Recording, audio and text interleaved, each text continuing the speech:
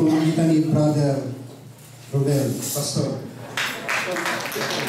Purihin po Panginoon at po na napagpala po ang bawat isa. Magandang hapon po sa ating Panginoon sa bawat isa po ng mga dito. Nakaraan linggo po ang topic po ni Pastor yung kung tayo pa saan pa tayo local church atin. Di po dapat, meron po tayong dapat local church. Ito yung parang patuloy lang po yung ating mensahe na yun ng Panginoon sa atin. At kung tayo po yung nasa local church, ano naman po ang ating gagawin sa isang church? Di po ba? Dapat din po meron tayong role. Di po ba? Sa pong halimbawa, alam ko po na alam ni Pastor ito, yung basketball. Di po ba? Ang basketball, ilan ba Pastor? 12 po, 13 na. Ano yung po? 10 ang buong team.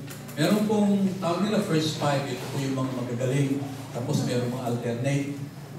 Yung may shooter, may guard, forward, meron yung mga palagi po natin napapansin yung pong malakas umiscore. Yung sikat. Pero meron pong mga part doon na hindi natin napapansin pero importante rin po. Meron po sa basketball. At meron po minsan sa mga malalaki yatang grupo ito, meron po silang tinatawag na water boy. Ang water boy po, ang role po nito ay bigay ng tubig. Meron pong isa pang role dito sa basketball team. Ito po ay kumisa lang naman yata ito, bihira, pero nagkakataon. Meron kumisan na meron isa ron, isa, dalawa na kumpletong gear, kumpletong uniforme. Pero nakaupo lang, ang tawag po doon ay bench warmer. Nakakalugod po na. Kaya ito, buksan po natin ang ating Bible sa Ephesians 4:7-16 po. Saan ba?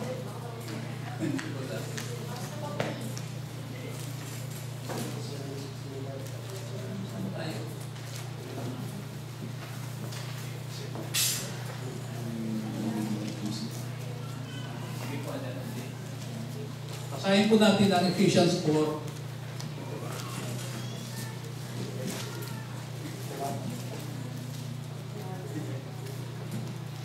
Sa testa.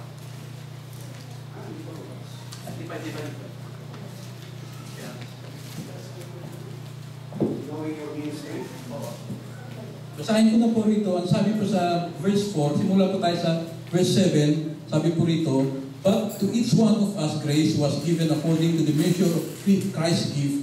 Therefore, he says, and then po, when he ascended on high, he led captivity captive and gave gifts to men. Now this he ascended, does it mean, but that he also first descended into the first part of the earth. He who descended is also the one who ascended far above all the heavens, that he might fit all things. And he himself gave some to be apostles, some prophets, some evangelists, and some pastors and teachers, for the equipping of the saints, for the work of ministry, for the edifying of the body of Christ, till we all come to the unity of faith and knowledge of the Son of God, to a perfect man, to the measure of stature of the fullness of Christ. But we should no longer be children, tossed to and fro and carried about with every wind of doctrines by the trickery of men and the cunning craftiness by which they lie in wait to deceive. But speaking the truth in love may grow up in all things into him who is head, Christ. Verse 16, for whom the whole body joined together by what every joint supplies according to the effective working by which every part does its share causes growth by the body of the edifying for itself in love. Purihin pong Panginoon sa pagkabasa ng salita niya.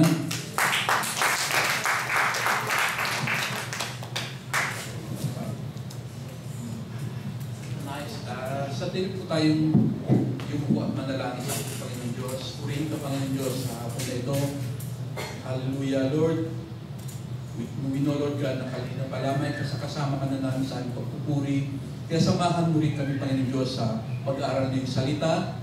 Tago lamang po ako sa iyong likuran upang ikaw makita at buksan po, Panginoon Diyos, ang puso ng bawat isa sa amin upang maunawaan, Panginoon Diyos, ang mga mensahe mo. Once again, to you all the glory, Father, in Jesus' name. Amen. Yung pag-aralan po natin ngayon ay ano ba yung mga role natin, ano po ba yung ministry natin dito po sa ating local church.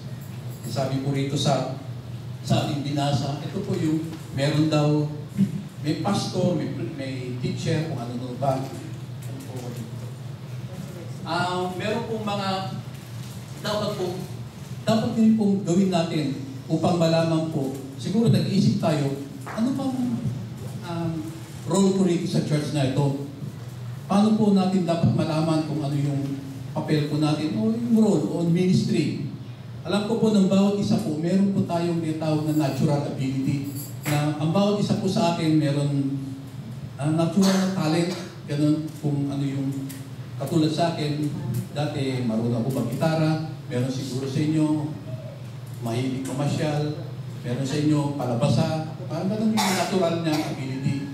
At kung gagamitin po natin ito sa kapupurihan ng ating Panginoon, ito po yung napakaganda. Ang una pong dapat gawin natin ay ipag-pray po natin ang pray to God. Pray and ask God what ministry He wants to give to us. Kasi maaring meron tayong ninanais na gawin, pero maaring hindi rin ito ang kalooban ng Panginoon. At maaring din pong meron tayong ayaw, pero ito nangyari po minsan, iyon ang gustong ipagawa sa atin ng ating Panginoon Diyos. Kaya tayo po'y manalangin, alam ko po na ang bawat isa po rito ay wala pong may gusto na maging bellswarmer, di po ba? Amen. Gusto po natin maglaro, gusto natin na andun po sa yung halimbawa kanina, introduction po natin, na yung parang basketball, wag po tayong bellswarmer, di po ba? Pwede na rin sigurong water boy. Pero i-target po natin, i-aim po natin na magkaroon po tayo ng ministry. Ito po ang unang-una, pray to God and ask what ministry He wants to give to us. And ang pangalawa po ay be willing to follow God. Alam ko po na minsan namungusap sa atin ang ating Panginoon Diyos. Katulad po nangyari kay Jonah, kinakausap ng Diyos si Jonah pero matigas po ng ulo. Saan siya nagpunta. Ganun din siguro sa atin. Kaya kung meron pinapagawa po sa atin ang ating Panginoon, tayo po'y sumunod sa kanyang kagustuhan.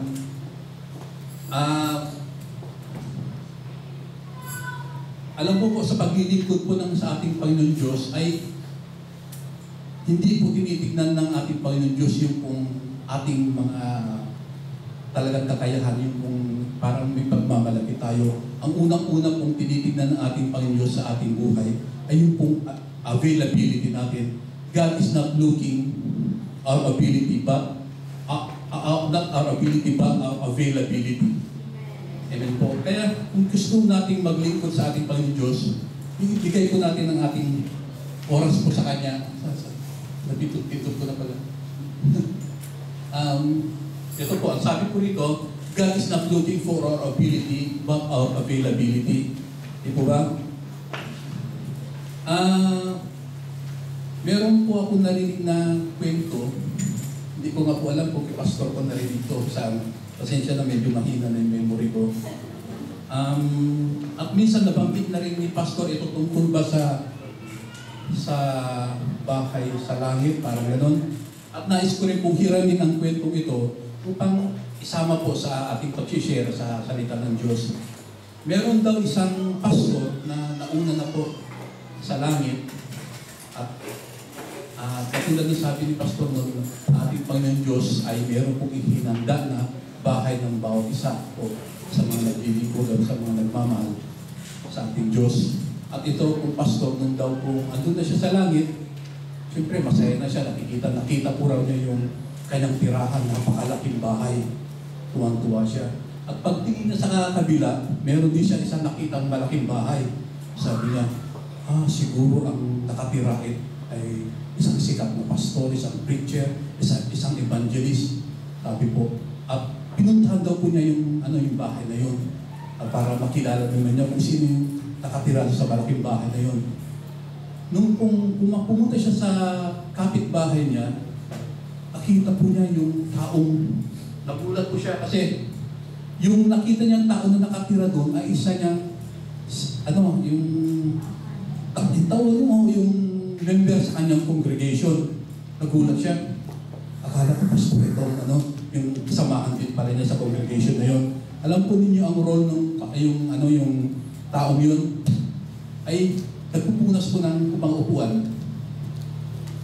Nagpupunas, nagulat siya, ito kasama. Kaya siguro magtataka kayo, ang trabaho lang pala ng ministry po pala ng taong ito ay nagpupunas sila ng upuan.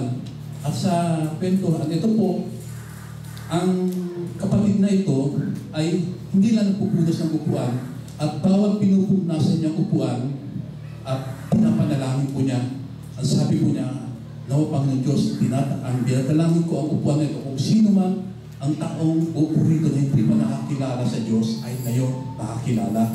At ang lahat nawa, ang upuan ito ay mapupuno ng taong makinig sa ang salita ng Diyos." Ganun po.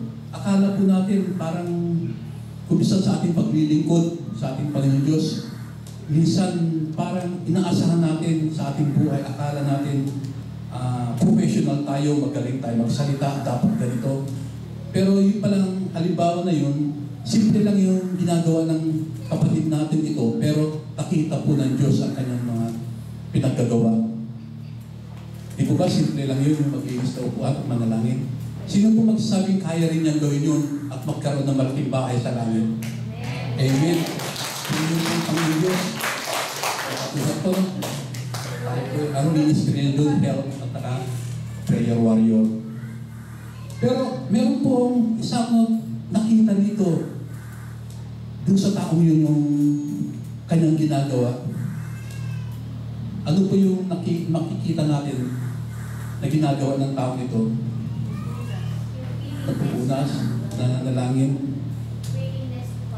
Amen. Isa po yun. Pero, isa po nakita ko dito, pag ministry po natin yun, siguro mahirap naman, siguro kung, "Brother Bobby, tayo ka muna, punasan ko muna to. Tsaka may papanalangin." "Sis, tayo ka muna, papanalangin ko." Ano po yung nakita natin sa tao ito? Dapat po kung gawin natin yun, wala pa yung mga nakaupo doon. Di po ba? Ano yung ibig kong sabihin? Maaga. Para po magawa natin yung ministry. Akala natin simple yun. Pero andun po yung eagerness niya na maglingkod sa Panginoon Diyos. At maaga siya pumunta sa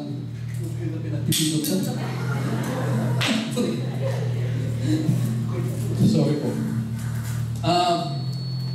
Ang ginagawa ng tao ito, maaga siya para maglingkod, sumunod sa Panginoon Diyos at magawa niya yung kanyang ministry. Akala ko natin kuminsan kailangan na paggaling natin. Pero hindi mo simple lang. Pero yung availability niya para magawa po niya yung ministry yun. Ganun po. Kasi para po nga natin magawa yun, kailangan po ay talagang taus-puso natin maglingkod sa Diyos. Yung availability po natin, ibigay natin sa Kanya. Ito po, may nangyari po isang kwento na naman, pero totoo na ito, hindi lang kwento. Nung andun po ako sa gitnang silangan, nasa music ministry na po ako. Ganit din po, sa pagdating namin sa umaga, nag-ayos kami ng magamit, naglilipla, nagbubuhat, nag-aayos. Meron po isang kapatid doon, hindi naman po member ng music ministry, pero ang aga po pumunta doon. Tuwing andun magbubuhat kami, mag-aayos, andun na siya, nag-aayos din. Gusto po niya maglingkod sa Panginoon Diyos. Sa pagkakaalam ko po, wala po siyang talent sa music. Pero purihin Panginoon Diyos, sa nakita ng Diyos sa kanyang pinaggagawa, naging drummer po namin yun. Purihin po Panginoon. Yung pong ang ginagawa po kasi ng ating Panginoon Diyos, ibigay po natin ang ating buhay, yung availability po natin, yung pong ability natin, kayang-kayang ibigay ng Diyos yan. Yung pong, kaya ang unang-una po na dapat gawin natin, ibigay po natin ang oras sa ating Panginoon Diyos. Yung pong talento, kaya na pong i-mold ng Diyos yan sa ating buhay. Di ba ba?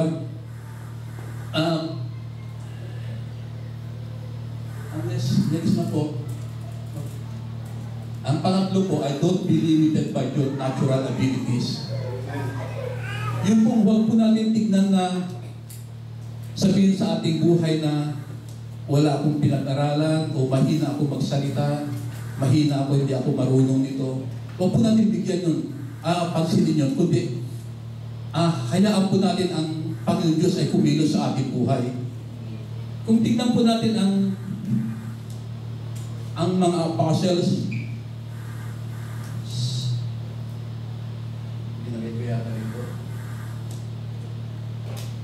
kilala niyo po siguro yung mga sumunod sa ating Panginoon Yesus. Si Peter, ano po ang trabaho ni Peter dati? Mangingisda lamang sa tingin. Parang bang akala mo mangingisda lamang, pero tinawag siya ng ating Panginoon Diyos.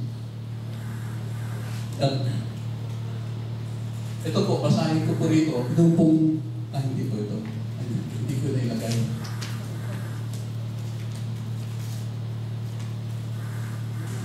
Pwede ko po bang sa Matthew 4:18-22 po hanggang 18. 4. Basahin na po natin yung Matthew 4. Ito po sa verse 18, now Jesus walking by the Sea of Galilee, say to brother Simon called Peter and Andrew, his brothers, casting net into the sea. They were fishermen, and he said to them, follow me, and I will make you fishers of men.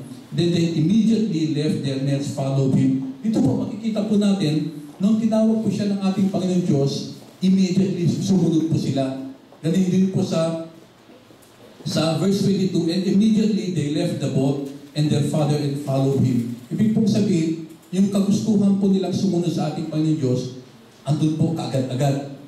At kung titignan po natin ang buhay ng mga sumunod sa ating Panginoon Diyos, si Peter na, mangingisda lamang, at meron po doktor, sino yun? Luke?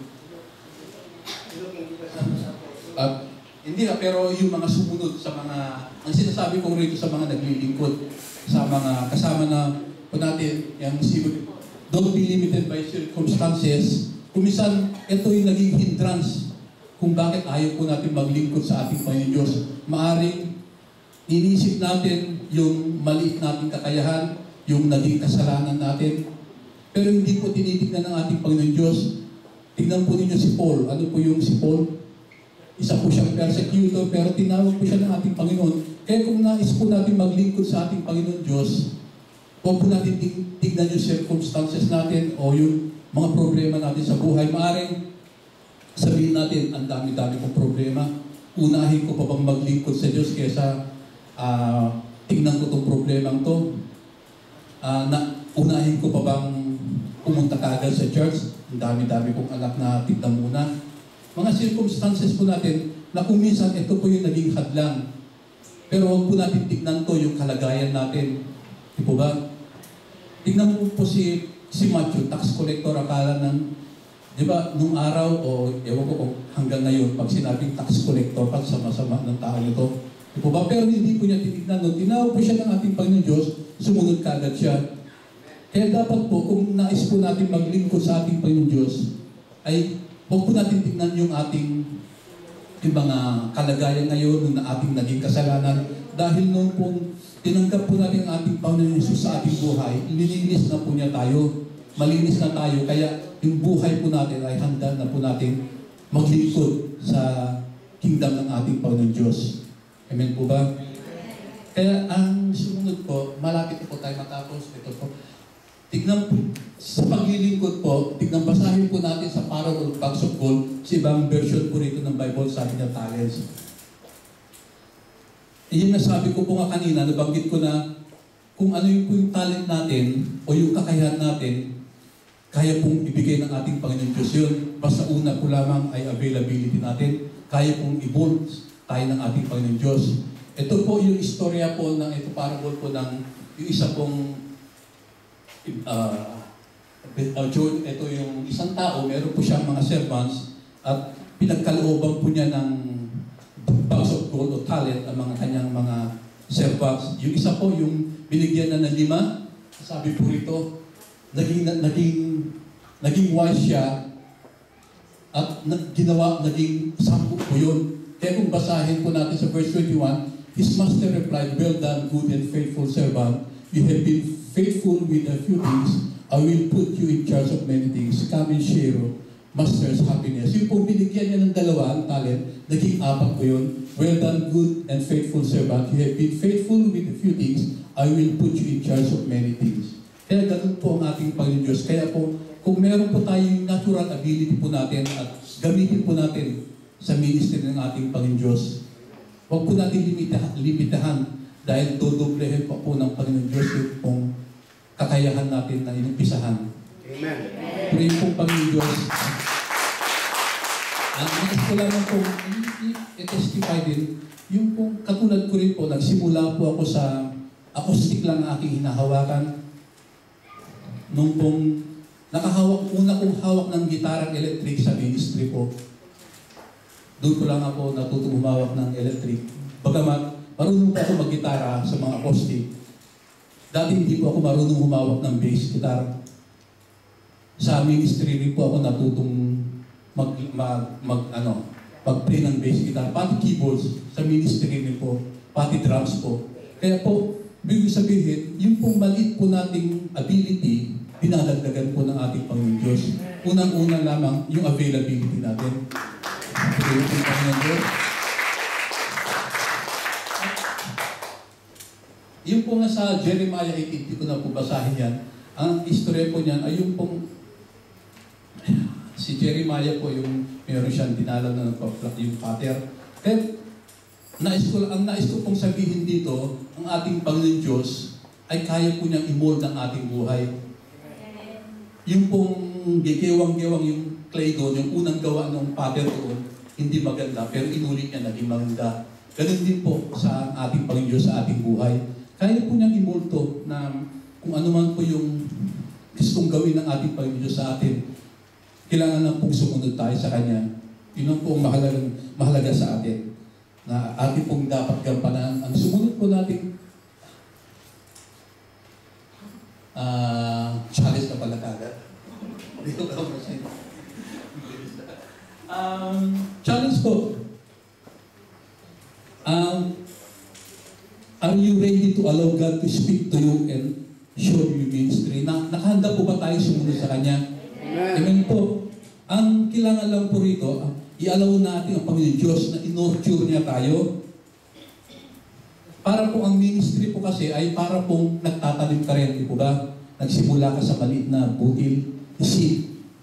Pag tinanim mo po niyan at diniligan, inalagaan, ang mag-aalaga, pasakop lamang tayo sa ating Panginoon Diyos, didiligan ng Panginoon Diyos yan, aalagaan, hanggang mamunga ng mamunga, at lalaki po ng ministry niyan. Ito lang po, makikita po natin sa music ministry. Nagsimula po nung dumating po ako rito, isang acoustic guitar yung pong hawak ko noon, at maliit na amplifier. At purihin ng Panginoon Diyos, nakakalula na po yung gamit natin ngayon. For the glory of God.